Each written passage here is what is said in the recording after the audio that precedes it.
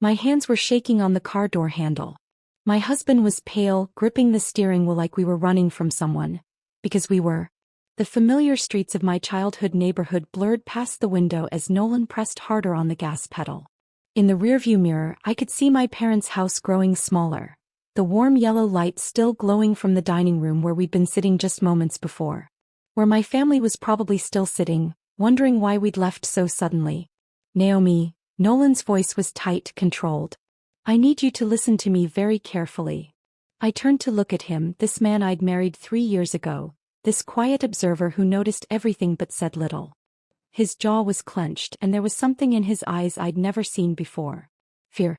What you're about to hear is going to change everything, he said, taking a sharp turn away from the main road. Everything you thought you knew about your family, about your life, it's not real. The words hung in the air between us like smoke. I wanted to laugh, to tell him he was being dramatic, but the tremor in his voice stopped me cold. Nolan, you're scaring me. He pulled into an empty parking lot behind a closed diner and turned off the engine. The sudden silence felt deafening. And what he said next left me speechless. Before we continue, please write in the comment which country you are watching this video. We love knowing where our global family is tuning in from. And if this is your first time on this channel, please subscribe. Your support helps us bring even more epic revenge tales of life. Enjoy listening. 6 hours earlier, I had been standing in front of my bedroom mirror, smoothing down my navy dress and thinking about how lucky I was. At 32, I had everything I'd ever wanted. A successful career as a pediatric surgeon, a husband who loved me unconditionally, and a family that had always been my anchor. You look beautiful, Nolan said from the doorway, adjusting his tie. Even after 3 years of marriage, he still looked at me like I was something precious he couldn't quite believe was his. It's just dinner with my parents, I laughed, but I was pleased. Nolan wasn't one for empty compliments. And Lorraine, he added quietly. Something in his tone made me pause. You don't like my sister. I didn't say that. You don't have to. I can tell. I turned to face him fully. What is it about her that bothers you? Nolan was quiet for a long moment, that careful way he had of choosing his words. She watches you, he said finally. When she thinks no one is looking, she watches you like she's studying you.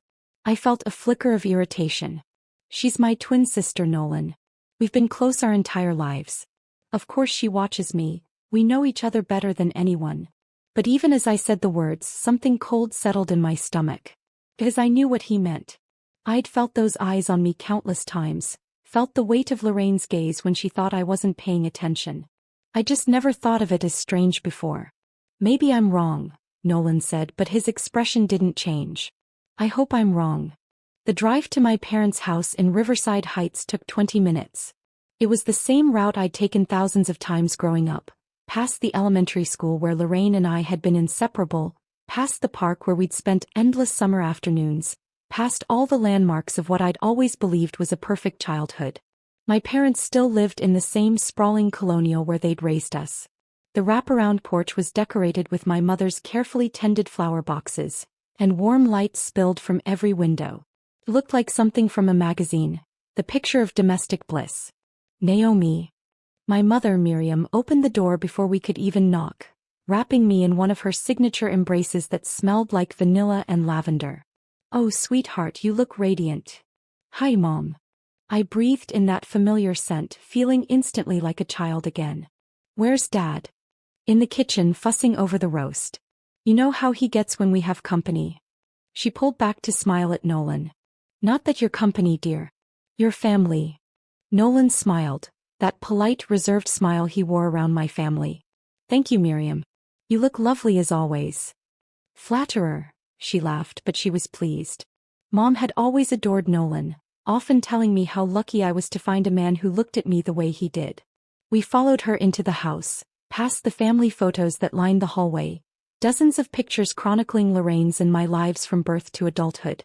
We looked so similar in those photos that strangers often couldn't tell us apart, but I'd always been able to spot the differences. The way Lorraine's smile never quite reached her eyes. The way she always positioned herself just slightly behind me like she was hiding in my shadow. Where's Lorraine?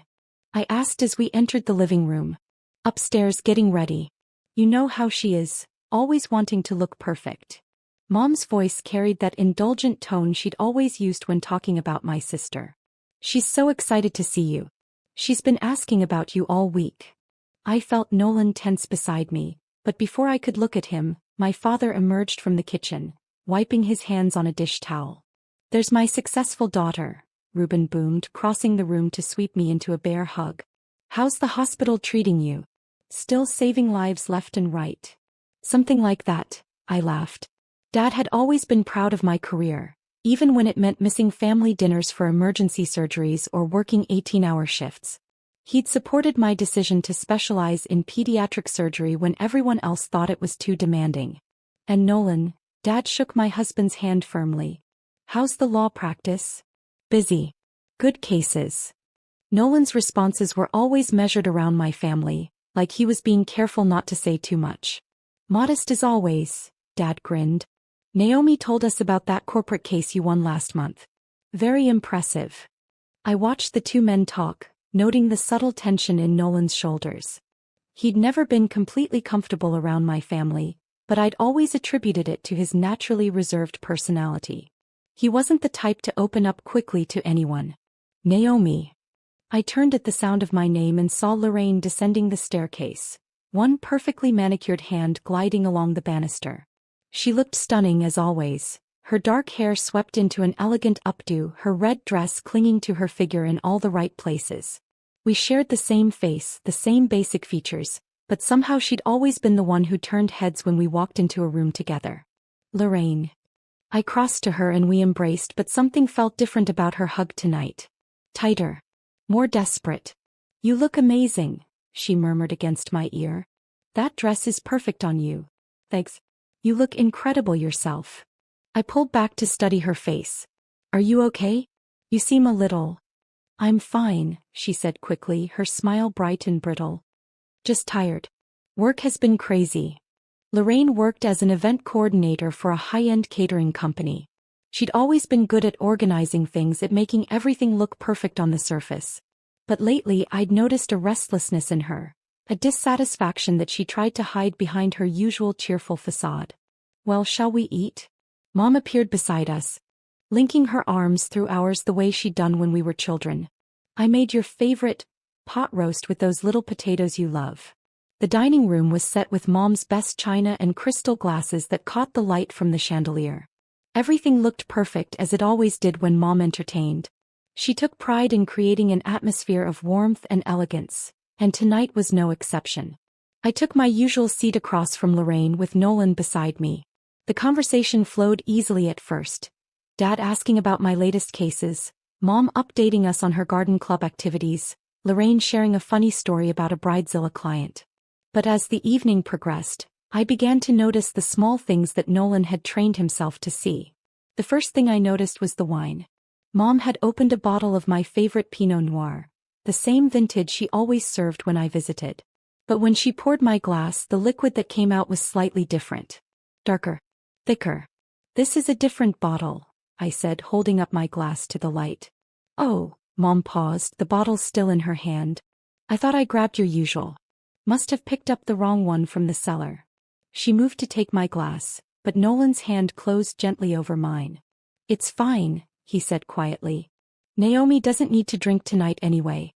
She mentioned feeling a bit under the weather earlier." I looked at him in surprise. I felt perfectly fine and I certainly hadn't mentioned anything about being sick. But something in his expression stopped me from correcting him. "Of course," Mom said, but her smile seemed forced. "I'll get you some water instead." As she left for the kitchen, I caught Lorraine watching me with an expression I couldn't quite read. When our eyes met, she quickly looked away, focusing intently on cutting her meat. "So Nolan," Dad said, refilling his own glass, "Naomi tells us you've been working late a lot lately." "Big case." "A few big cases," Nolan replied. "Corporate litigation. Not very exciting."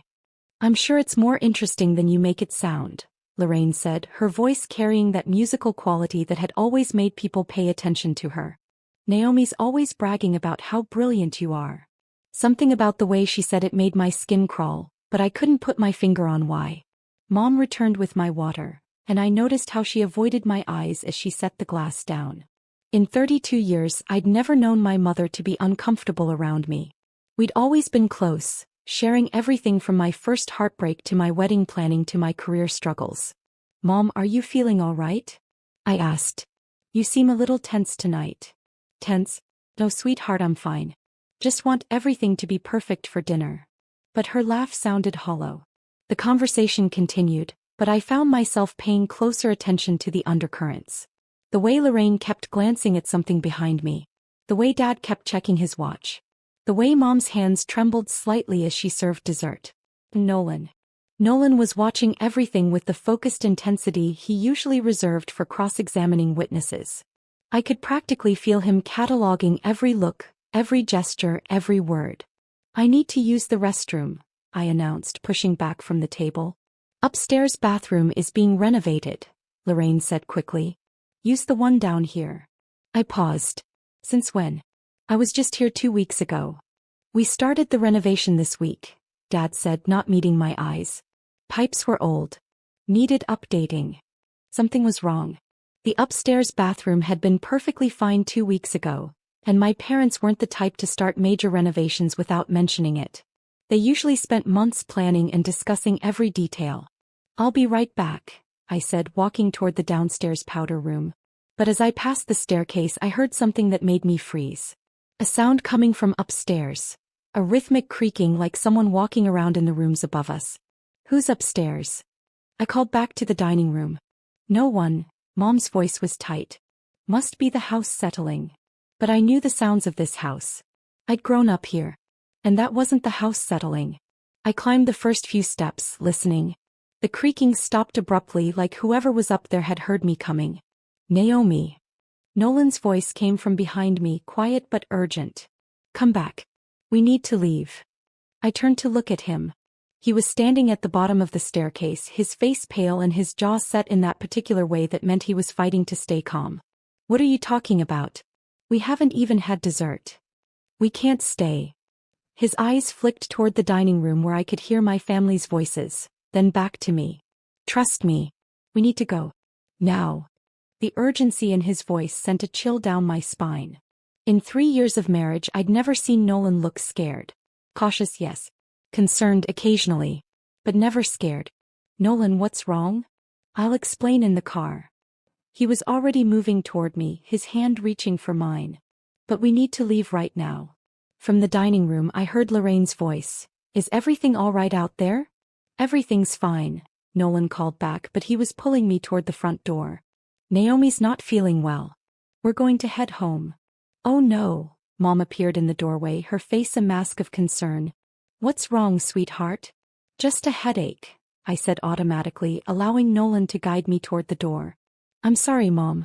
Dinner was wonderful." But even as I said the words, I was studying her face. The concern looked real, but there was something else underneath it. Relief. "Feel better, honey," Dad said, joining Mom in the doorway. "Call us tomorrow." Lorraine appeared beside them, and for just a moment, I saw something flash across her face. Disappointment? Anger? It was gone so quickly I might have imagined it. "I hope you feel better," she said, but her voice sounded flat. We were in the car and pulling out of the driveway before I could fully process what had just happened. I looked back at the house and saw my family still standing in the doorway watching us leave. In the upstairs window, the one that belonged to my old bedroom, I caught a glimpse of movement. A shadow pulling back from the glass. "Nolan." My voice came out smaller than I intended. "What the hell is going on?" He didn't answer until we were several blocks away from the house. When he finally spoke, his voice was carefully controlled, but I could hear the anger underneath. "Your wine wasn't wine." The parking lot behind the closed diner felt like the edge of the world. Nolan had turned off the engine, and in the sudden silence, I could hear my own heartbeat thundering in my ears. "What do you mean it wasn't wine?" My voice cracked on the words. Nolan turned in his seat to face me fully. In the dim light from the street lamp, his face looked haggard, older than his 35 years. "I mean, there was something in your glass." He ran a hand through his dark hair. "When your mother poured that wine, I saw her hand shake. She was nervous. And when I looked closely at what she'd poured." He paused, closing his eyes. "It was the wrong color. And there was sediment at the bottom that shouldn't have been there." I stared at him, my mind struggling to process what he was saying. You think my mother tried to sedate me? I think someone did. The words hit me like a physical blow. That's insane. My mother would never, she loves me. They all love me. Do they? Nolan's voice was gentle but relentless. When was the last time you saw your family without it being planned weeks in advance? When was the last time you dropped by unannounced? I opened my mouth to argue, then closed it. He was right. Every visit to my parents' house was carefully scheduled. Every dinner was planned. Even casual coffee dates with Lorraine were arranged days ahead of time. That doesn't mean anything, I said weakly. They're busy people. Dad still works part-time at the accounting firm and Mom has her activities. Naomi. Nolan reached for my hands and I realized they were shaking. There's more. I didn't want to hear more. I wanted to go home, to crawl into bed and pretend this conversation had never happened. But I could see in Nolan's eyes that there was no going back. Tell me. The person upstairs. The creaking you heard. Someone was definitely up there, and when you started toward the stairs, I saw Lorraine signal someone in the kitchen. Signal who? I don't know. But someone came out of the kitchen right after you headed for the stairs. Someone I'd never seen before. A woman maybe in her 50s. She went upstairs and the creaking stopped. My throat felt dry. Maybe it was a housekeeper. Mom mentioned they were having work done. At 8 o'clock at night? During a family dinner. Nolan shook his head. And there's something else. When I excused myself to use the bathroom earlier, I walked past the kitchen. There was a suitcase by the back door. Like someone was planning to leave tonight. The pieces were falling into place, forming a picture I didn't want to see. But I couldn't stop myself from asking, whose suitcase? I don't know. But I saw Lorraine go into the kitchen right before your mother brought out dessert. She was gone for about 5 minutes, and when she came back she kept looking at the clock. I thought about my sister's behavior tonight. The tight hug, the way she'd watched me, the disappointment on her face when we left early. Had she been waiting for something? Expecting something to happen? This is crazy, I whispered. Even if you're right about the wine, even if someone was upstairs, that doesn't mean... what are you suggesting? That my entire family is involved in some kind of conspiracy against me? Nolan was quiet for a long moment. I think your sister is involved. I think your parents might know something but aren't fully aware of what she's planning. And I think tonight was supposed to be the night it happened. The night what happened? He looked away, staring out at the empty parking lot. I think she was going to eliminate you. The words hung in the air between us like a death sentence.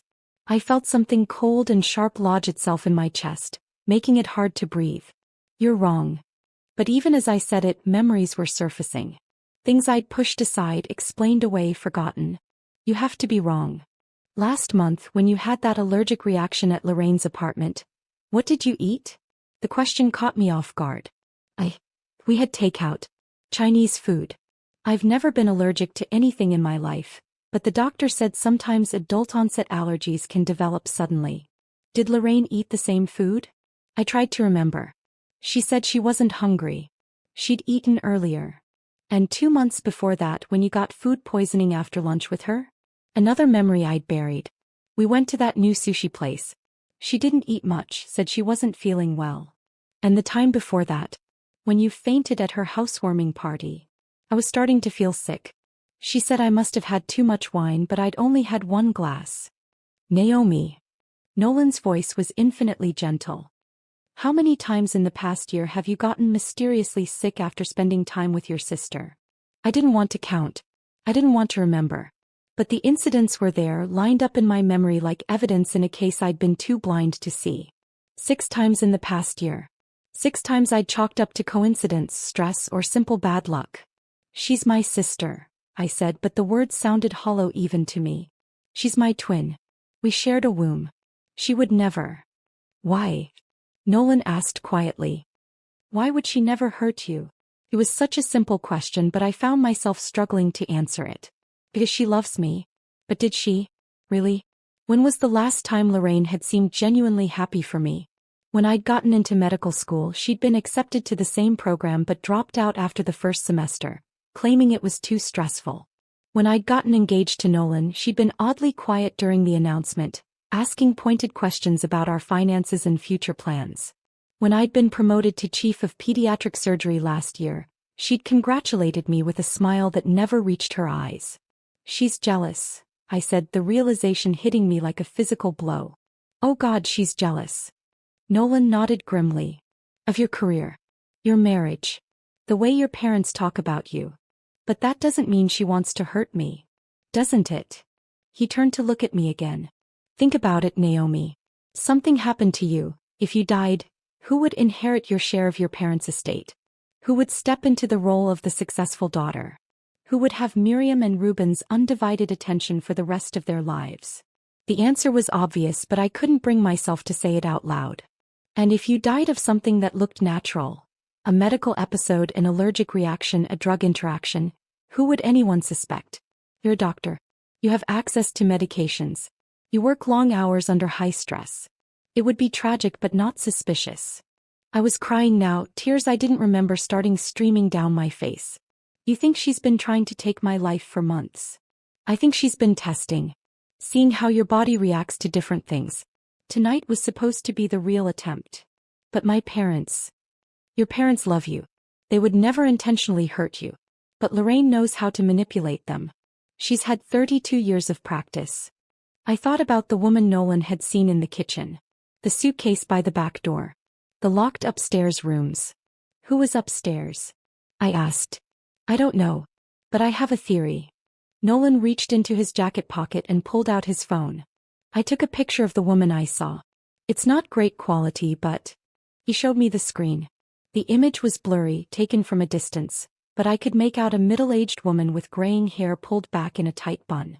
She looked vaguely familiar, but I couldn't place her. "Do you recognize her?" I stared at the photo, trying to remember where I might have seen that face before. And then it hit me. "Oh my God." My voice came out as barely a whisper. "That's Alina." "Who's Alina?" "She used to be our housekeeper. When Lorraine and I were teenagers. She worked for my parents for about 2 years and then she just disappeared. My parents said she'd moved back to Romania to take care of her sick mother." "When did she disappear?" I closed my eyes, trying to remember. It was right around the time I got my acceptance letter to Princeton. Lorraine had been waitlisted. Nolan was quiet for a moment. What if she didn't disappear? What if she's been working for Lorraine all this time? The implications were staggering. If Alina was involved, if she'd been in contact with Lorraine for over a decade, then this wasn't a recent plan born of sudden jealousy. This was something that had been years in the making.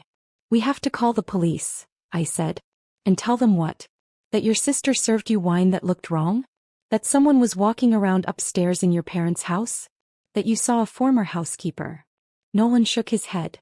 "We need proof." "Then what do we do?" He was quiet for a long moment, staring out at the empty parking lot. "We get proof." At 11 o'clock that night, we sat in Nolan's car across the street from my parents' house, watching the windows for signs of life. Most of the lights were off now, but I could see a faint glow coming from the kitchen. "Are you sure about this?" I asked for the 10th time. "No," Nolan admitted. "But we need to know what they were planning. And if Alina is still there." We'd spent the past 2 hours driving around, talking through the possibilities and slowly building our plan. It was risky. If we were wrong about what had happened tonight, if I'd misinterpreted everything, we'd be breaking into my childhood home for no reason. But if we were right, "The spare key is still under the third planter on the left," I said quietly. Nolan nodded. We'd been over this. I would go in through the front door while he watched from the backyard. If anyone was still in the house, I'd find out what they were doing there. If the house was empty, I'd look for evidence of what had been planned for tonight. If anything feels wrong, anything at all, you get out immediately. Don't worry about being quiet. Don't worry about being caught. Just run. I know. But knowing and doing were two different things. As I approached the house where I'd grown up, where I'd felt safe and loved for 32 years, my hands were shaking so badly I could barely manage to lift the planter and retrieve the key. The front door opened silently. Dad had always been meticulous about keeping the hinges oiled. I slipped inside and stood in the familiar entryway listening. The house was quiet, but not empty quiet. There was a tension in the air, a sense of waiting. I could hear voices coming from the kitchen, low, urgent murmurs that I couldn't make out. Moving as quietly as possible, I crept down the hallway toward the sound. Gone wrong. She wasn't supposed to leave. Lorraine's voice, tight with frustration. The husband suspected something. A woman's voice with a slight accent. Lena. How could he have known? We were so careful. Maybe not careful enough. Pause. What do we do now? We wait. She'll come back. She always comes back here when she's upset. My blood ran cold. They were waiting for me. They knew I might return tonight. And if she doesn't come back? Lena asked. Then we try again next week. Next month. However long it takes. Lorraine's voice was cold, matter-of-fact. It has to look natural. It has to look like an accident. I pressed myself against the wall, trying to process what I was hearing. My sister, my twin sister, was calmly discussing murdering me. The parents? Lena asked. They don't know anything. They think tonight was just a family dinner that got cut short because Naomi wasn't feeling well. They'll never suspect. They love her very much. They love the idea of her. Lorraine's voice turned bitter. The perfect daughter with the perfect career and the perfect husband. But they don't see who she really is. And who is she really?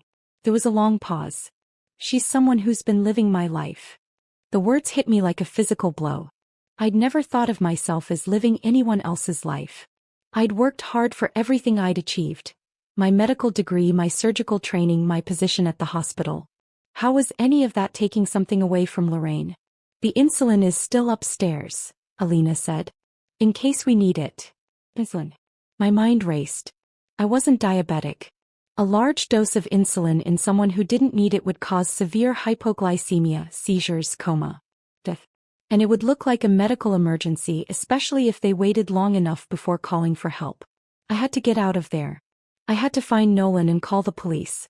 But as I started to back away from the kitchen, I heard footsteps coming down the stairs. Is she back? Lorraine's voice carried hope and anticipation. No, came my father's voice. I was checking the upstairs windows. No sign of her car. My father was involved. The realization hit me like a sledgehammer. My father, who had always been my biggest supporter, who had encouraged my dreams and celebrated my successes, was part of this. Dad knows.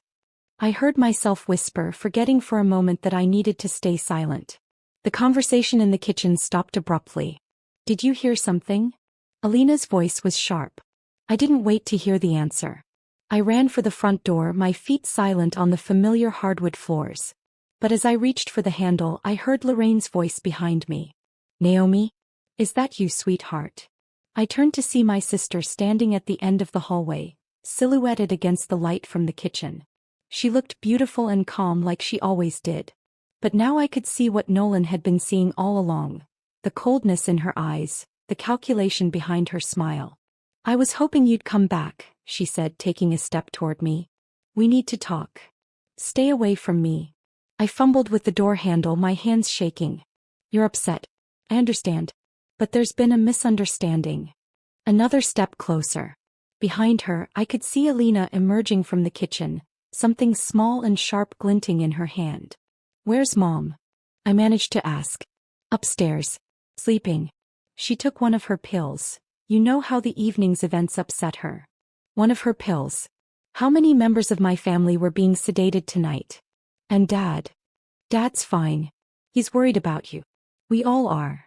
But even as she said it, I could see my father appear behind Alina, his face pale and confused. He looked like a man who was just beginning to understand that he'd been pulled into something terrible.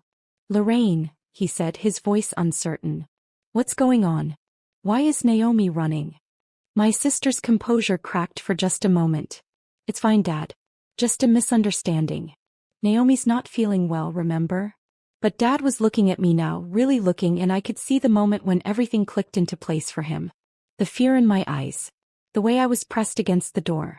The syringe in Alina's hand. Oh God, he whispered. Lorraine, what have you done? That was all the distraction I needed.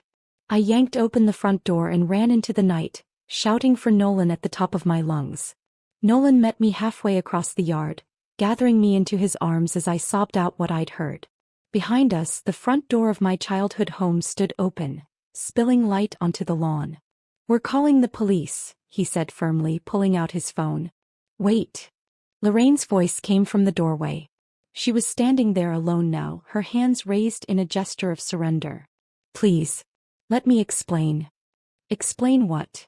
Nolan's voice was deadly calm. How you were planning to take my wife's life. It's not what you think. Then what is it? I found my voice, though it came out rough and shaky. Bez, I heard you, Lorraine. I heard you talking about insulin and accidents and waiting for me to come back. Lorraine closed her eyes for a moment, and when she opened them, something had changed. The mask was finally off. You want to know what it is? Her voice was different now, rawer, more real than I'd ever heard it. It's 32 years of being the other twin. The backup daughter. The one who was always almost as good as Naomi. That's not true. Isn't it? She laughed, but there was no humor in it. When we were kids, who got better grades? Who made captain of the soccer team? Who got into Princeton while I was waitlisted? You chose to drop out of medical school, I said. I supported that decision. I thought you were following your passion for event planning. I dropped out because I couldn't compete with you. Because every professor, every classmate, every person we met would look at us and see the smart twin and the pretty twin. Guess which one I was? The pain in her voice was real, and for a moment, I felt the old urge to comfort her, to fix whatever was wrong. But then I remembered the syringe, the insulin, the casual way she discussed my death. So you decided to eliminate me? I decided to become you. The words came out flat, matter of fact. Do you know what it's like to watch your parents' faces light up every time you walk into a room? To see the pride when they talk about their daughter, the doctor? To know that if something happened to you, I could finally be the daughter they always wanted. They love you too. They love the idea of me. They love having two daughters instead of one. But if they had to choose, we all know who they'd pick. She took a step closer and I instinctively moved back. When you die, I'll be the grieving sister. The one who steps up to take care of mom and dad in their old age. The one who inherits the house, the savings, the respect. You're insane. I'm practical.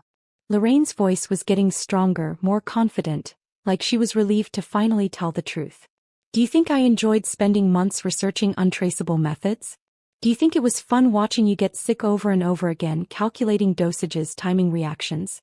You've been feeding me toxins for months. Testing, she corrected. Making sure I understood how your body would react. You're surprisingly resilient, you know. It took longer than I expected to find something that would work without being detected. Nolan's grip on me tightened. The police are on their way. No, they're not. Lorraine smiled, and I saw a flicker of the calculation that had always been there, hidden beneath her sweet exterior. Because you haven't called them yet. You want to hear the rest of the story first. He was right. Despite everything, despite the terror and betrayal, I needed to understand. I needed to know how the sister I'd shared everything with had become someone who could plot to destroy me with such cold precision. How long? I asked. How long have you been planning this? Since we were 12. The answer hit me like a physical blow. 12. Do you remember the science fair? 7th grade? We both entered projects about genetics and heredity. Yours won first place. Mine came in third. I did remember. I'd been so proud of that blue ribbon, and I'd assumed Lorraine was proud of me too. She'd congratulated me, hugged me, told everyone at school how smart her sister was. That night, I heard Mom and Dad talking in the kitchen. They were so excited about your win, making plans for how to encourage your interest in science. Dad said maybe you'd become a doctor someday. Mom said you had the brains for it. And they didn't say anything about you? Oh, they did. Lorraine's smile was bitter. Dad said it was nice that I'd participated too. Mom said maybe I could be a nurse if I worked really hard. I wanted to tell her she was remembering it wrong, that our parents had always treated us equally. But even as I thought it, I could recall dozens of similar moments. Times when my achievements had been celebrated while hers were politely acknowledged. That's when I realized that there wasn't room for both of us to be successful. Not really. As long as you existed, I would always be the lesser twin. So you decided to destroy me when we were 12? I decided to become you. At first I thought I could just be better. Work harder. But it didn't matter what I did. You were naturally smart, naturally talented, naturally everything our parents wanted. Behind Lorraine, I could see movement in the house. My father appeared in the doorway, looking older than I'd ever seen him. His face was pale and drawn, and he was leaning heavily against the door frame. Lorraine, he said quietly. Stop. Please stop. She turned to look at him and for a moment her mask slipped back into place. It's okay, Dad. I'm just explaining things to Naomi. Clearing up some misunderstandings. There's no misunderstanding. Dad's voice was heavy with grief. I heard what you said in the kitchen. I heard what you were planning. You don't understand. I understand that I failed you. He looked at me then back at Lorraine. I failed both of you. I made you feel like you had to compete for my love instead of knowing you both had it unconditionally. It's too late for that now, Lorraine said, but I could hear the crack in her voice. It's not too late. We can get you help. We can. Help. Lorraine laughed and the sound was sharp and broken. Help for what? For finally having the courage to take what should have been mine from the beginning.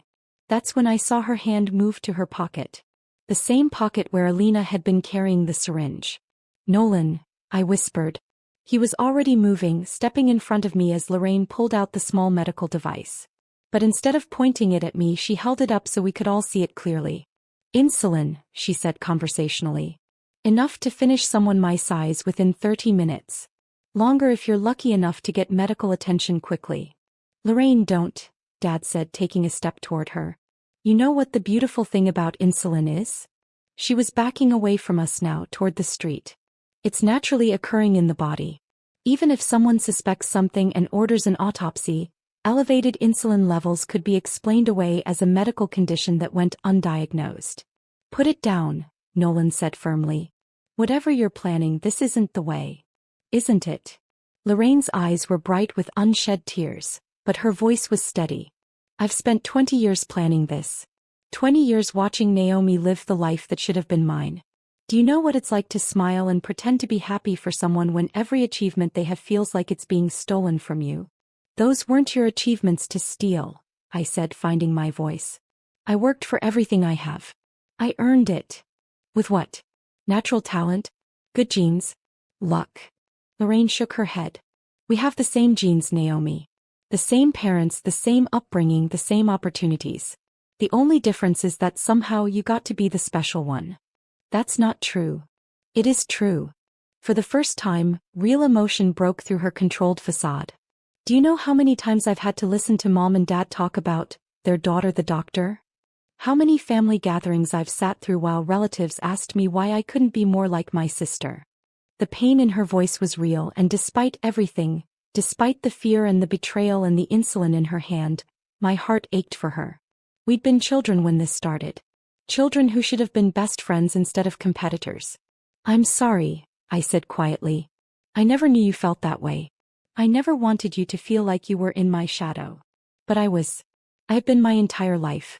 And the only way out is through. She raised the syringe and for a moment I thought she was going to lunge at me with it. But then I realized what she was really planning. No. I started toward her, but Nolan caught my arm. If I can't be you, Lorraine said, her voice suddenly calm again, then no one can. She pressed the needle into her own arm and depressed the plunger. The next few hours passed in a blur of paramedics, police officers and hospital waiting rooms. Lorraine was unconscious by the time the ambulance arrived, her blood sugar having dropped to dangerous levels. But we'd called for help quickly enough that the doctors were optimistic about her recovery. I sat in the hospital corridor, still wearing the navy dress I'd put on so carefully hours earlier, trying to process everything that had happened. Nolan sat beside me, his hand warm and steady in mine. The police want to talk to you again tomorrow, he said quietly. But they have enough evidence from tonight to charge her when she wakes up. I nodded, but I wasn't really thinking about charges or trials. I was thinking about my sister lying in the ACU 3 floors above us, and trying to understand how we'd gotten to this point. Mr. and Mrs. Garrett? A doctor in scrubs approached us, her expression professionally neutral. I'm Dr. Stevens. I've been treating your sister-in-law. How is she? I asked. Stable. She's going to make a full recovery. We'll need to monitor her for another day or two, but there shouldn't be any permanent damage. Relief flooded through me, followed immediately by guilt. After everything Lorraine had done, after months of her trying to end my life, I was still glad she was alive. Can we see her? She's sedated right now, but she should be awake tomorrow morning. I should warn you though, the police have posted a guard outside her room. I nodded. Of course they had. Lorraine was no longer my sister, She was a suspect in an attempted homicide case. Dr. Garrett? Dr. Stevens continued. I'm required to ask, do you need medical attention? The police mentioned that you may have been given something earlier tonight. I'm fine. I didn't drink whatever was in the wine. Still, given the circumstances, I'd recommend some blood work. Just to be safe. An hour later, I was sitting in an exam room while a nurse drew vials of blood. Nolan sat in the chair beside the bed, looking exhausted. I keep thinking about what she said, I told him. About being in my shadow. About competing for our parents' love. That doesn't excuse what she did. No, it doesn't. But it explains it. I watched the nurse label the vials with my name and date of birth. I never realized how she felt. I thought we were both happy. You can't blame yourself for her choices. Can't I? What if I had paid more attention? What if I had been more supportive of her career, more encouraging about her accomplishments? What if she had talked to you about how she felt instead of trying to take your life? The bluntness of his words made me flinch, but he was right. Whatever pain Lorraine had been carrying, whatever jealousy had been eating at her for 20 years, there had been other options. Therapy. Honest conversation. Distance if necessary. What happens now? I asked. Now you heal. You rebuild. You figure out how to trust people again. What about my parents? That was the question that had been haunting me since we'd left the house. My father had clearly been manipulated by Lorraine, drawn into her plans without fully understanding what she intended. But he'd still been there tonight. He'd still been part of it. We'll figure it out, Nolan said. One day at a time. The blood work came back clean. No traces of any foreign substances in my system. By the time we finally made it home, the sun was beginning to rise over the city. I stood in our bedroom, looking at myself in the same mirror where I'd gotten ready for dinner 12 hours earlier. The woman looking back at me was the same person, but everything else had changed. I trusted her completely, I said to Nolan's reflection. My entire life I trusted her more than anyone else in the world. I know. How do I trust anyone again? How do I know who's real and who's pretending?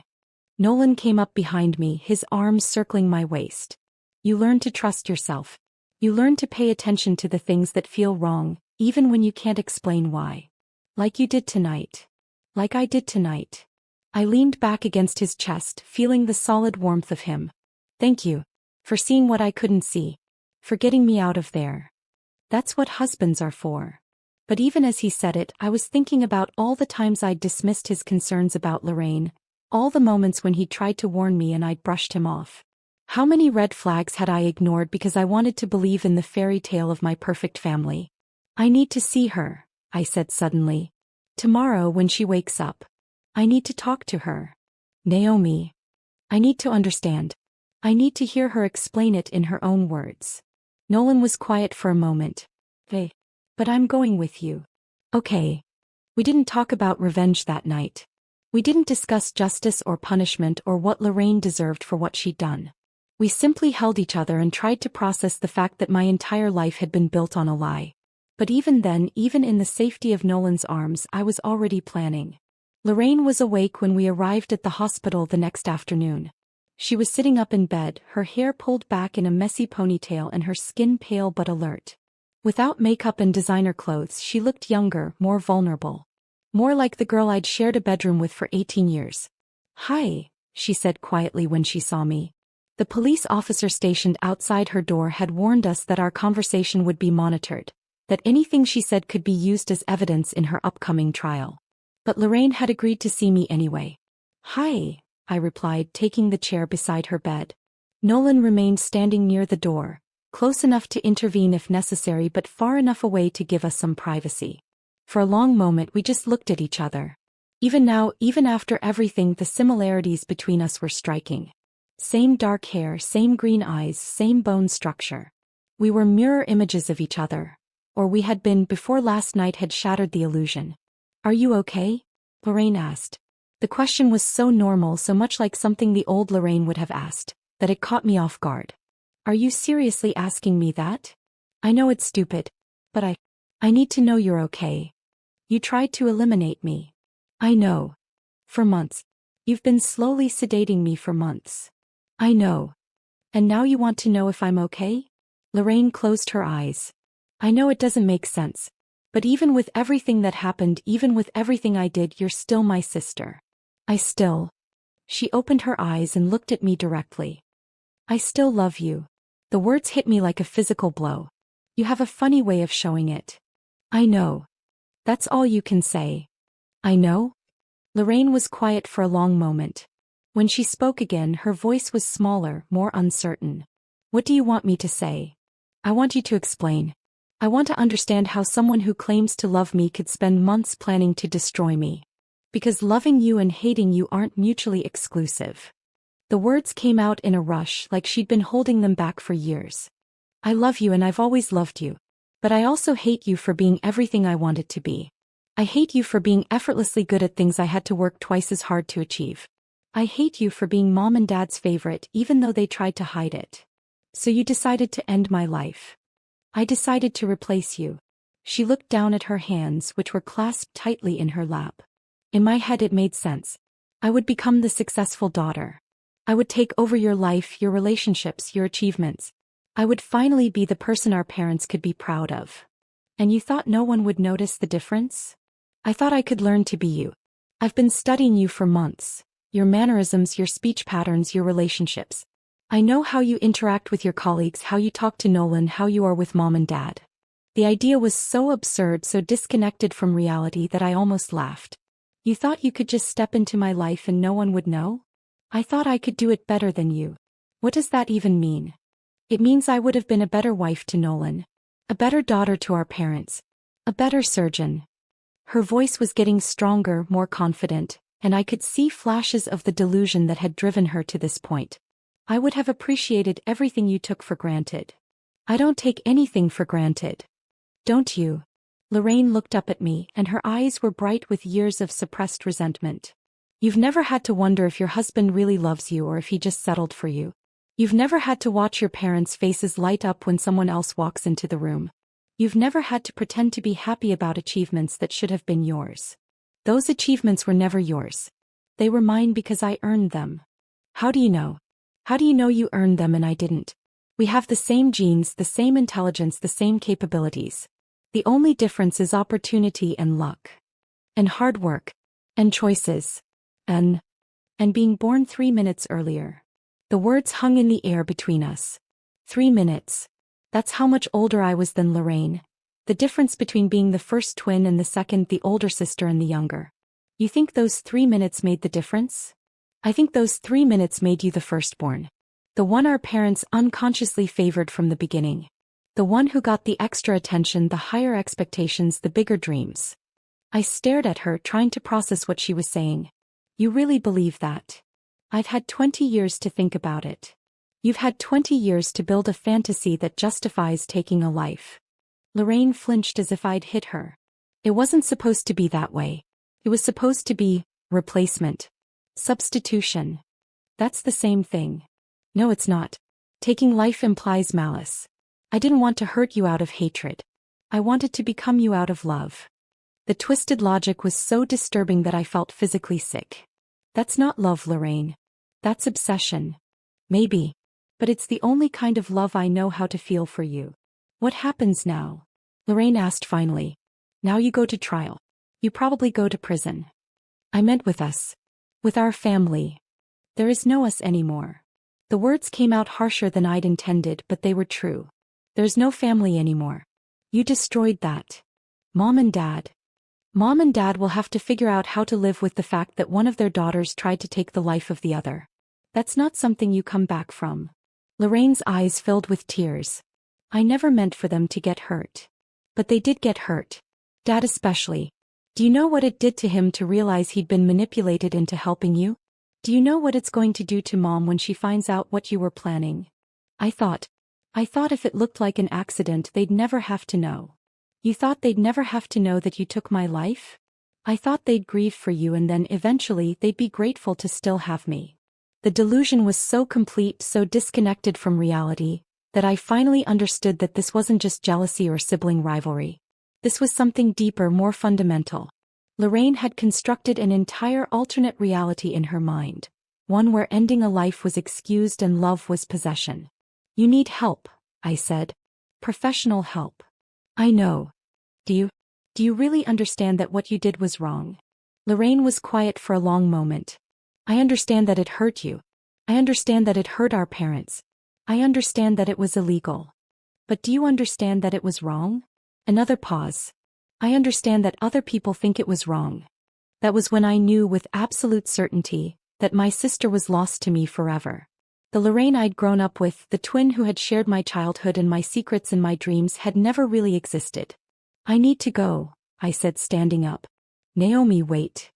Lorraine reached for my hand, but I pulled away. Will you come see me again? I looked down at her. This woman who had my face but not my heart, who had shared my DNA but not my values, who had been my sister but never my friend. No, I said quietly. I won't. As we left the hospital, Nolan took my hand. How do you feel? Empty, I said honestly. Like I've been mourning someone who was never real to begin with. Maybe that's exactly what you've been doing. 3 weeks later, I was cleaning out my home office when I found the journal. It was tucked behind a row of medical textbooks on the top shelf. A small leather-bound notebook that I'd never seen before. When I opened it, I recognized Lorraine's handwriting immediately. May 15th, visited Naomi today. She looks tired. Working too many hours at the hospital. Nolan seems worried about her. I could use that. May 22nd, lunch with N. Complained about back pain. Suggested she see a specialist. He brushed it off. Always thinks she knows better because she's a doctor. So arrogant. June 3rd, success.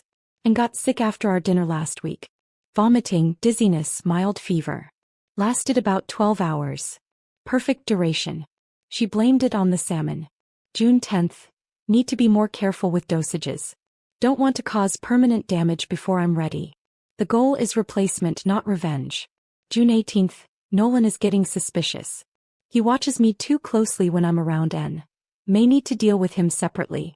My hands were shaking as I read page after page of my sister's meticulous planning. She'd documented every attempt, every symptom I'd experienced, every reaction she'd observed. He tracked my schedule, my routines, my relationships.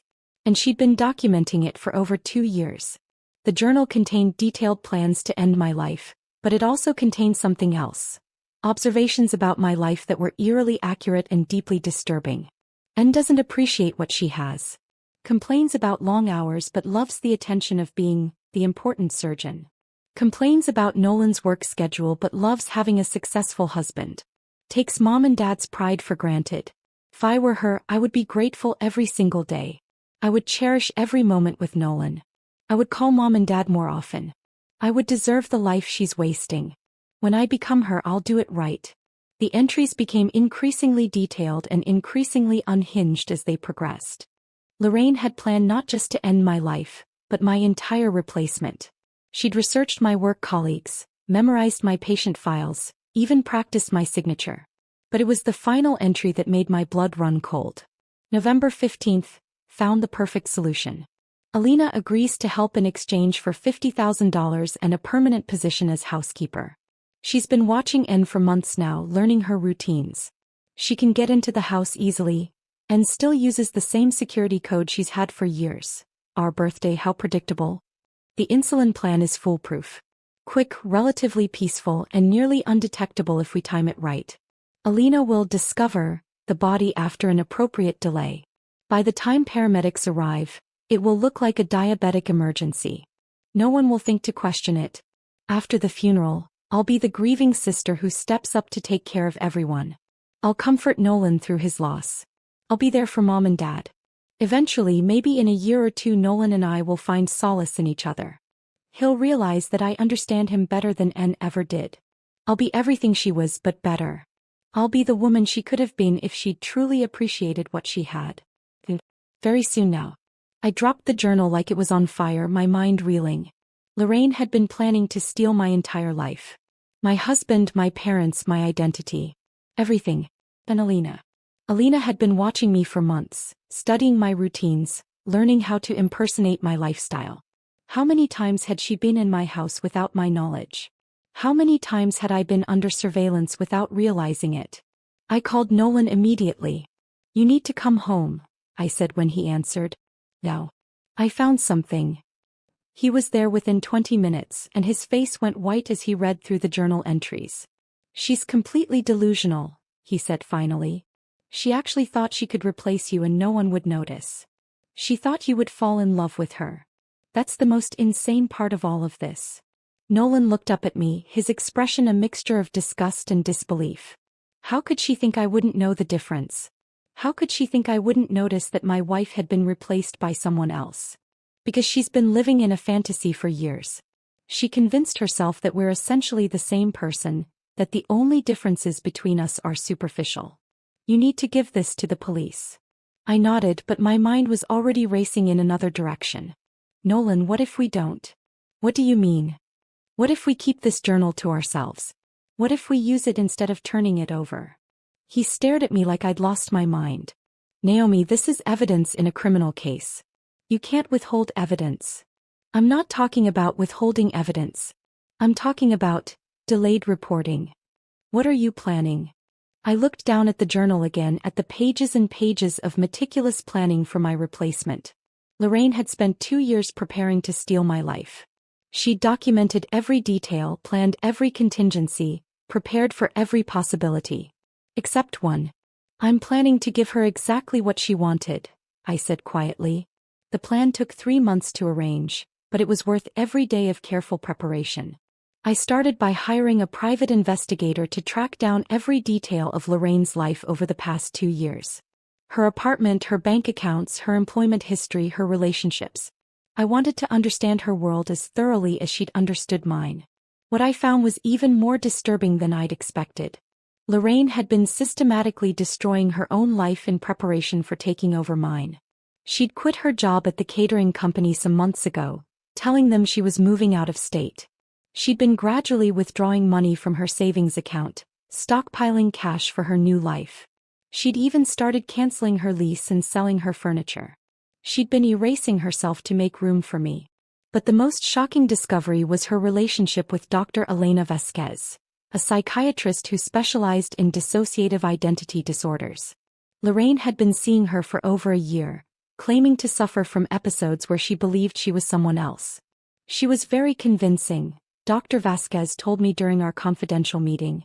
She described elaborate fantasies about living another person's life, complete with detailed memories and relationships. I was treating her for what I believed was a severe dissociative disorder. You didn't realize she was planning to act on these fantasies? She never mentioned any intention to harm anyone. She presented it as an involuntary mental health condition, not a deliberate plan. Did she ever mention me specifically? Dr. Vasquez hesitated. She often talked about her twin sister. She claimed that sometimes she would wake up believing she was you with your memories and your life. She said it was getting worse over time. And you believed her? I believed she was experiencing genuine psychological distress. Whether that distress was caused by a dissociative disorder or by something else, I'm beginning to question my initial assessment. That's when I knew exactly what I needed to do. I spent the next month working with Dr. Vasquez to understand the treatment protocols for severe dissociative disorders. I learned about memory reconstruction therapy, identity integration techniques, and the medications used to treat patients who struggled with multiple personalities. And then I put my plan into motion. "I want to help her," I told the prosecutor handling Lorraine's case. "I want to make sure she gets the mental health treatment she needs instead of just prison time." The prosecutor, a sharp woman named Catherine Mills, looked skeptical. "Miss Garrett, your sister attempted to take your life. The state has a strong case for attempted homicide." "I understand that. But I also understand that she's sick. Prison won't cure her mental illness. It will just warehouse her until she gets out and potentially tries again." "What are you proposing?" "I'm proposing that she be transferred to a specialized psychiatric facility for intensive treatment. If she shows improvement, if she can be genuinely rehabilitated, then maybe she can eventually reintegrate into society. And if she can't be rehabilitated, then she stays in treatment indefinitely. But at least we'll have tried to address the root cause of her behavior instead of just punishing her for it." It took several more meetings and multiple psychiatric evaluations, but eventually, the judge agreed to transfer Lorraine to Riverside Psychiatric Institute for a comprehensive treatment program. I visited her on her first day there. "Thank you," she said when I walked into her new room. It was sparse but comfortable. A bed, a desk, a chair, and a small window that looked out onto the hospital grounds. I know you didn't have to do this. I did it because I want you to get better. Do you think I can? Get better, I mean. I sat down in the visitor's chair and looked at my sister. Really looked at her. For the first time since that night at our parents' house. She seemed smaller somehow, more fragile. The confident mask she'd worn for years had finally cracked completely. I think you can learn to be yourself instead of trying to be me, I said carefully. What if I don't know how to be myself? Then you'll learn. That's what therapy is for. Over the next several weeks, I visited Lorraine regularly. I watched her participate in group therapy sessions, individual counseling, and specialized treatment for what the doctors now classified as a severe case of identity disturbance with homicidal ideation. And slowly, carefully, I began to implement my plan. The doctors say you're making progress, I told her during one visit. I'm trying. It's hard to separate my thoughts from the fantasies I built up about your life. What kind of fantasies? That your life was perfect. That if I could just be you, all my problems would disappear. She looked down at her hands. I know now that's not how it works. No, it's not. Everyone's life has problems. Everyone struggles with something. Even you. Especially me. Do you want to know what my biggest struggle has been for the past 2 years? Lorraine looked up, curiosity flickering in her eyes. Feeling like I was losing my sister. Feeling like you were pulling away from me and I didn't know why. Wondering if I'd done something wrong to make you distant. You didn't do anything wrong. I know that now. But for months, I blamed myself for the change in our relationship. I'm sorry.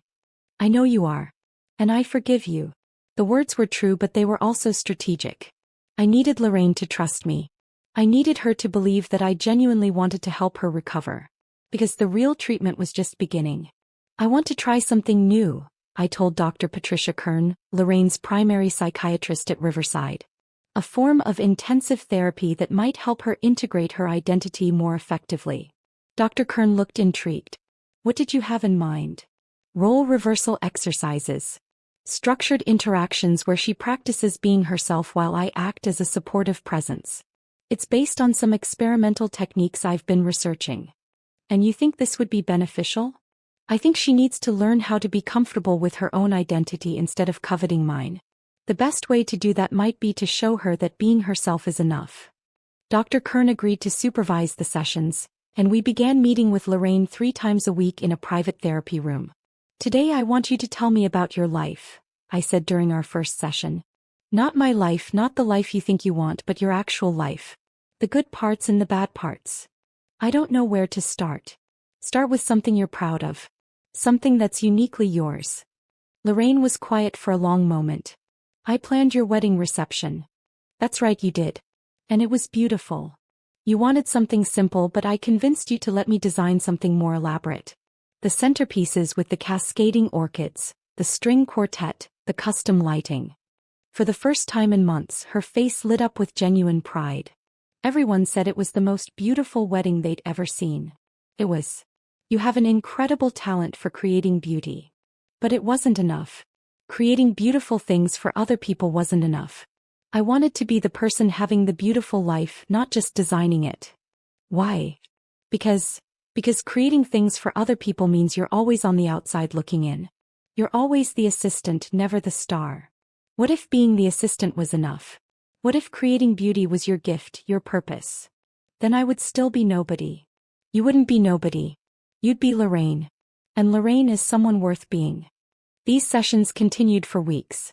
Slowly, carefully, I helped Lorraine rebuild her sense of self. I encouraged her to talk about her own achievements, her own dreams, her own value as a person separate from me.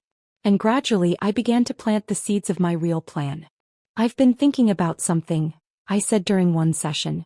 About what happens when you're ready to leave here. What do you mean? Well, you can't go back to your old life. You sold most of your things, quit your job, ended your lease. In a way, you did successfully erase your old identity. So now you need to build a new one. A new identity? A healthy one. A real one. One that's authentically yours. Lorraine looked uncertain. How do I do that? We start fresh. New city, new career, new relationships. A chance to be whoever you want to be without the shadow of our past hanging over you. You would help me do that? I would help you disappear. The word hung in the air between us. Disappear. It was what Lorraine had always wanted, to erase herself and become someone else. But now I was offering her the chance to erase herself and become herself. What about Mom and Dad? What about them? They'd want to know where I was. They'd want to visit. Would they? I let the question sit for a moment. Lorraine, our parents love you, but they're also traumatized by what you did. Right now, they're in their own therapy trying to understand how they missed the signs of your illness. They feel guilty and confused and heartbroken. I never wanted to hurt them. I know. But you did hurt them. And maybe the kindest thing you can do now is give them space to heal without having to worry about you. You mean abandon them? I mean give them the gift of not having to see you and remember what happened every time they look at your face. Lorraine's eyes filled with tears. You think they don't want to see me anymore? I think they love you but they need time. And I think you need time too. Time to figure out who you are when you're not trying to be me. Over the next month I carefully outlined my proposal. I would help Lorraine create a new identity. Legal documentation, job references, a complete background. She could move to a different state, start a career in event planning under a new name, build relationships with people who had never heard of Naomi Garrett. She could have the fresh start she'd always wanted, but on her own terms. There would be conditions, I told her during one of our final sessions before her scheduled release. What kind of conditions? You would never contact me again. Never contact our parents. Never return to this city. You would essentially cease to exist as Lorraine Morrison and become someone completely new. And in exchange? In exchange you get your freedom. No prison time, no criminal record following you around, no constant reminder of what you did. A complete clean slate. What about you? What do you get out of this? I looked at my sister. I get the satisfaction of knowing that you finally got what you wanted. You get to disappear and become someone else. The only difference is this time you'll be becoming yourself instead of me. Lorraine was quiet for a long time. And if I say no? Then you serve your full sentence. 7 to 10 years for attempted homicide. You'll be nearly 40 when you get out with a criminal record and no support system. You've really thought this through. I've had months to think about it. What happens if I take your offer but then break the conditions? What if I try to contact you or our parents? I pulled out a folder I'd been keeping in my purse and handed it to her. Then this gets released to the media. Lorraine opened the folder and found copies of her journal entries, photographs of her stalking activities, detailed psychiatric evaluations, and a comprehensive timeline of her 2-year plan to end my life. Everything, I said quietly. Every sick fantasy, every calculated move, every moment when you chose obsession over sanity. It would be a fascinating case study for criminal psychologists. Her face went white. You would destroy me. I would reveal you. There's a difference. The whole world would know what I did. The whole world would know who you really are. Or who you were anyway. Which is why it's so important that you become someone completely different. Lorraine stared at the documents for several minutes, reading through her own words, seeing her obsession laid out in black and white. I really was insane, wasn't I? She said finally. You were sick. Whether you were insane is something philosophers can debate. What matters now is that you're getting better. Am I? Getting better. You're learning to see reality more clearly. You're beginning to understand the difference between fantasy and truth. That's progress. She closed the folder and handed it back to me. What's my new name going to be? 6 months later, I received a postcard from Seattle. No return address, no signature, just a picture of Pike Place Market and 3 words written in unfamiliar handwriting. Thank you. Goodbye. I knew it was from the woman who used to be my sister. According to the documentation I'd arranged, Claire Patterson was a 28-year-old event coordinator from Portland with excellent references and a clean background check. She had a social security number, a driver's license, and a carefully constructed employment history that would stand up to scrutiny. She also had a new face. The plastic surgery had been subtle but effective. A slightly different nose, reshaped eyebrows, a small scar on her chin that changed the entire structure of her face. She no longer looked like my twin. She barely looked like my sister. She looked like herself. I never heard from her again after that postcard, which was exactly what I'd hoped for. The woman who had tried to steal my life had finally gotten what she'd always wanted, the chance to disappear and become someone else. The only difference was that this time she was becoming herself instead of me. My parents took longer to heal.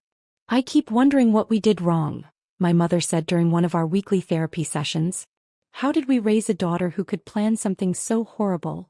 You didn't do anything wrong, Dr. Xiomara, our family therapist, assured her. Mental illness isn't caused by parenting.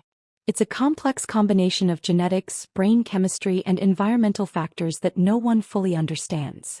But the competition between them, Dad said. The way we always compared their achievements. Maybe if we'd been more careful. Maybe, I said quietly. But maybe not. Lorraine made her own choices. She chose to see our relationship as a competition instead of asking for help when she was struggling.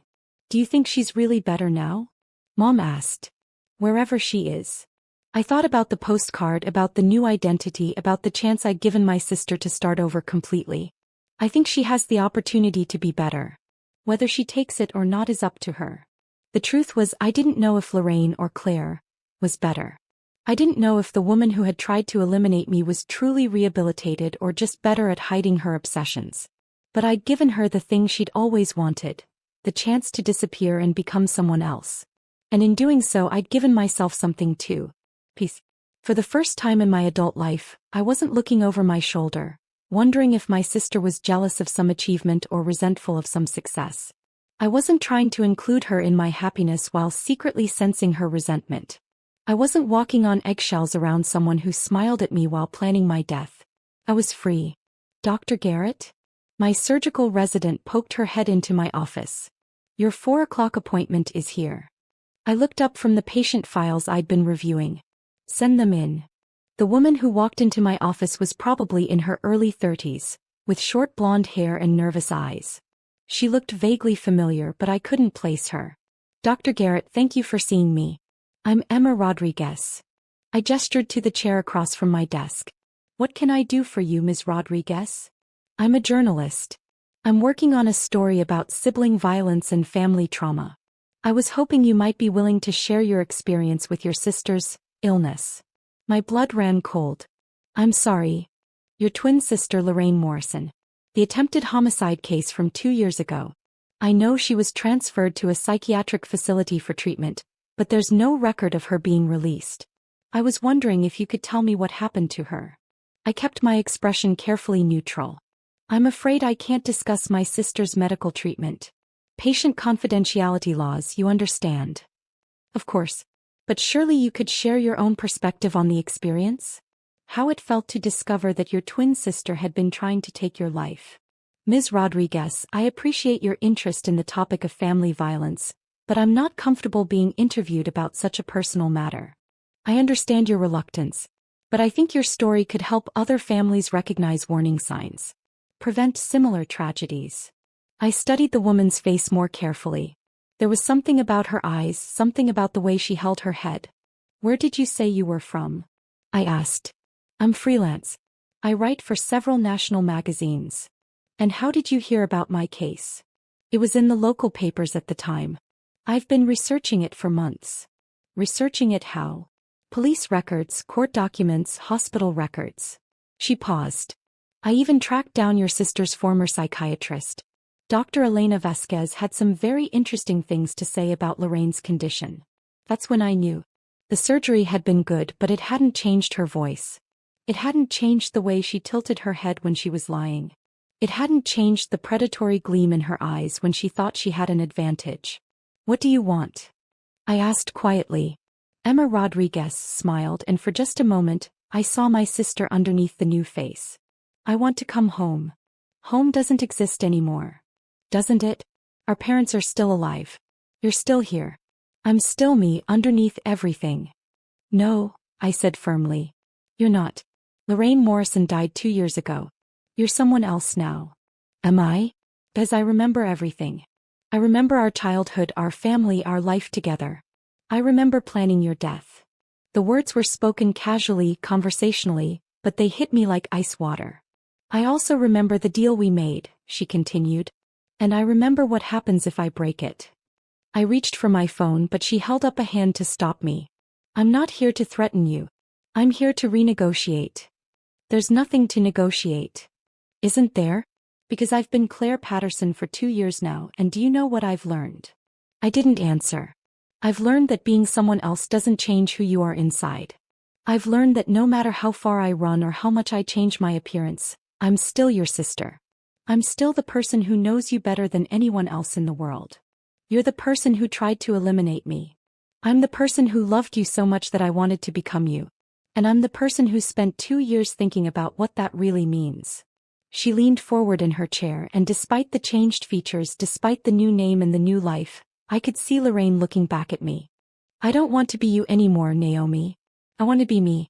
But I want to be me in relationship to you. I want to be your sister again. That's not possible. Why not? Because sisters don't try to take each other's life. Sisters don't usually have to compete for the same life. She sat back, her expression thoughtful. But what if we didn't have to compete anymore? What if we could both exist in the same world without one of us having to disappear? What are you proposing? I'm proposing that we try again. Carefully. With boundaries and supervision and all the safeguards you want to put in place. But I'm proposing that we try to be sisters again. I stared at this woman who wore a stranger's face but spoke with my sister's voice. You broke the conditions of our agreement. You came back. I broke the letter of our agreement. But I think I'm honoring the spirit of it. How do you figure that? You wanted me to become someone new. Someone who wasn't obsessed with stealing your life. Someone who could be happy with her own existence. She smiled. Mission accomplished. You think you're cured? I think I'm different. I think 2 years of being Claire Patterson taught me things that 28 years of being Lorraine Morrison never did. Such as the fact that I can be successful on my own merits. I've built a thriving event planning business in Seattle. I have friends who like me for who I am. I have a life that's mine, not stolen from someone else. And you want to throw that away to come back here? I don't want to throw it away. I want to expand it. I want to be Claire Patterson and your sister. I want to have my own life and our family too. The audacity of it was breathtaking. She wanted everything. The new identity I'd given her, the successful life she'd built for herself, and the family relationships she'd destroyed. Our parents think you're dead, I said. Our parents think Lorraine is gone. They never knew Claire. That's not how it works. Isn't it? People change their names all the time. People get plastic surgery. People reinvent themselves. Why can't I be their daughter with a new name and a new face but the same heart? Because you tried to take their other daughter's life. But Claire would never hurt you. Claire understands that your success doesn't diminish her worth. I wanted to laugh at the absurdity of it, but there was something in her voice that stopped me. A sincerity I'd never heard from her before. You really believe you're a different person now? I really believe I'm a better person now. The person I was always supposed to be before jealousy and competition and mental illness twisted me into something else. And you think I should just trust that? After everything you did? I think you should test it. The same way you tested everything else. What do you mean? She reached into her purse and pulled out a small digital recorder. I recorded this entire conversation. Every word I've said, every admission I've made, every request I've made. She set the recorder on my desk. If you think I'm still dangerous, if you think I'm still the person who tried to eliminate you, then you can turn this over to the police. I violated the terms of my psychiatric release by coming here. I could go to prison for years. And if I don't think you're dangerous? Then maybe we can try to be family again. Fully. Carefully. With all the boundaries you need to feel safe. I stared at the recorder, then at the woman who had been my sister and was now someone else but wanted to be both. Why now? I asked. Why come back now? Because Claire Patterson is successful and happy and fulfilled. But she's also alone. She doesn't have a sister. She doesn't have parents. She doesn't have a history or a family or anyone who remembers her childhood. That was the point. I know. And for 2 years it was exactly what I needed. But now I think I'm strong enough to be both. Strong enough to be Claire and your sister. Strong enough to have my own life without needing to steal yours. I picked up the recorder and held it in my hands. Such a small device, but it contained enough evidence to send her away forever. If I give this to the police, you'll go to prison. Yes. If I don't, you'll expect me to trust you. I'll expect you to give me the chance to earn your trust. And our parents? I'll let you decide how and when to tell them. If you decide to tell them at all. You'd accept that? You'd accept that I might choose to keep you away from them forever. For the first time since she'd walked into my office, her composure cracked slightly. It would break my heart. But yes, I'd accept it. I turned the recorder over in my hands, thinking about everything that had happened between us. The poisonings. The journal. The insulin. The night she tried to eliminate me and I'd thought my entire family was lost. I need time to think about this. Of course. I need to talk to my therapist. Maybe arrange for you to be evaluated by a professional. I understand. I need guarantees that you'll respect whatever boundaries I set. You have them. I looked at this woman who wanted to be my sister again, who had traveled across the country to ask for forgiveness and a second chance, who had built a new life for herself but wasn't satisfied with it because it didn't include the family she'd nearly destroyed. Where are you staying? The Marriott downtown. Room 412. I'll call you tomorrow with my decision. She nodded and stood to leave. At the door she turned back. For what it's worth, Naomi, I really am sorry. Not just sorry I got caught or sorry there were consequences. Sorry for what I did to you. Sorry for what I put our family through. Sorry for being the kind of person who could plan something so horrible. I believe you. Do you forgive me? I thought about the question. Did I forgive the woman who had tried to take my life? Did I forgive the sister who had spent months sedating me while smiling to my face? I forgive Lorraine, I said finally. The question is whether I can trust Claire. She smiled. A real smile this time without calculation or hidden agenda. That's all I can ask for. After she left, I sat in my office for a long time staring at the digital recorder.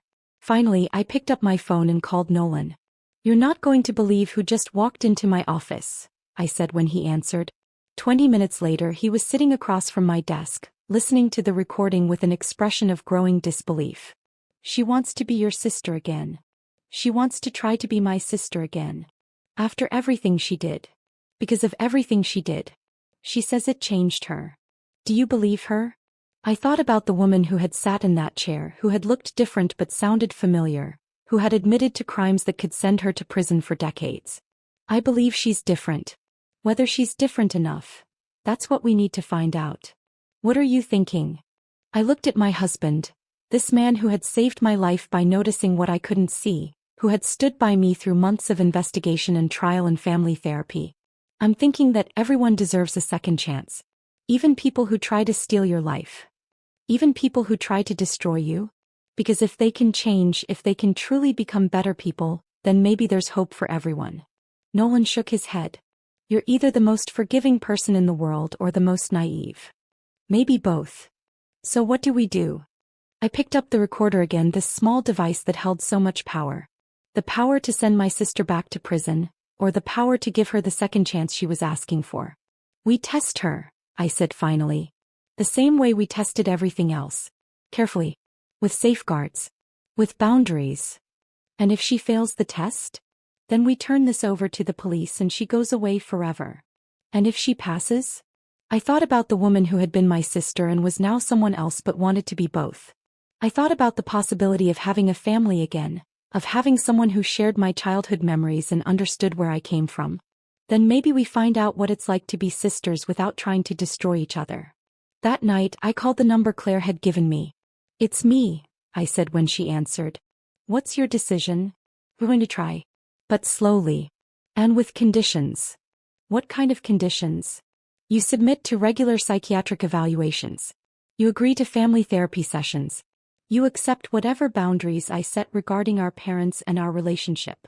And in return? In return, you get the chance to prove that you really have changed. The chance to be part of our family again. There was a long silence on the other end of the line. Thank you, she said finally, and I could hear tears in her voice. Thank you for giving me another chance. Don't thank me yet. Thank me when you've proven you deserve it. I will. I promise I will. After I hung up, I sat on my couch with Nolan beside me, thinking about second chances and redemption and the possibility that people really could change. Are you sure about this? He asked. No. But I'm sure about this much. I'm tired of being afraid. I'm tired of looking over my shoulder. I'm tired of letting what happened define the rest of my life. So you're going to trust her. I'm going to give her the opportunity to earn my trust. There's a difference. 6 months later, I stood in my parents' living room, watching my mother embrace a woman who looked like a stranger but sounded like her daughter. Mom, Dad, I said quietly, I'd like you to meet Claire Patterson. She used to be Lorraine. The reunion wasn't perfect. There were tears, recriminations, and difficult conversations about forgiveness and trust and whether people could truly change. But there was also something I hadn't expected. There was hope. Claire, I still couldn't think of her as Lorraine, had kept her word about everything. She'd submitted to psychiatric evaluations that confirmed her mental health had dramatically improved. She'd participated in family therapy sessions where she took full responsibility for her actions. She'd respected every boundary I'd set and asked permission before crossing any line. Most importantly, she'd built a relationship with me that was based on who we both were now, not who we'd been before. I have something for you, she said during one of our weekly coffee meetings. She handed me a thick manila envelope. What is this? Every journal entry I ever wrote about you. Every photo I took while I was stalking you.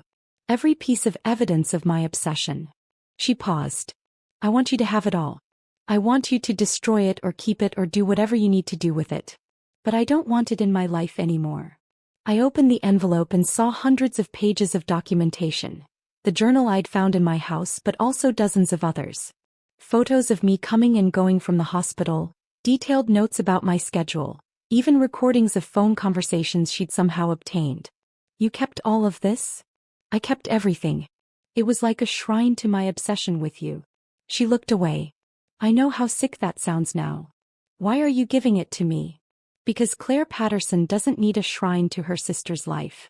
Claire Patterson has her own life, her own achievements, her own identity. She looked back at me. And because I want you to know that part of me is really gone. That person who could do those things. She doesn't exist anymore. I believed her. Not because I was naive or forgiving, but because I'd spent months watching her rebuild herself from the ground up. I'd seen her struggle with therapy, celebrate small victories, and gradually become someone I could trust.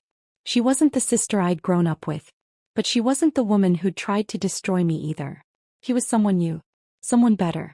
Someone I was proud to call family. There's one more thing, Claire said as I closed the envelope. I'm getting married. I looked up at her in surprise. What? His name is Dalton. He's a computer programmer in Seattle. We've been dating for 8 months. And he knows. About your past. He knows everything. About Lorraine, about what I did, about the psychiatric treatment, about this, she gestured between us, about trying to rebuild our relationship. And he still wants to marry you? He says everyone deserves a second chance. He says the person I was isn't the person I am now. She smiled. Sound familiar? It did sound familiar. It sounded like the same leap of faith I'd taken when I decided to give her another chance. When's the wedding? Next spring. In Seattle. She paused. I was hoping you'd be my maid of honor. The request hit me like a physical blow. 6 months ago, this woman had been a stranger to me. 2 years ago, she'd been trying to take my life. And now she wanted me to stand beside her at the most important moment of her new life.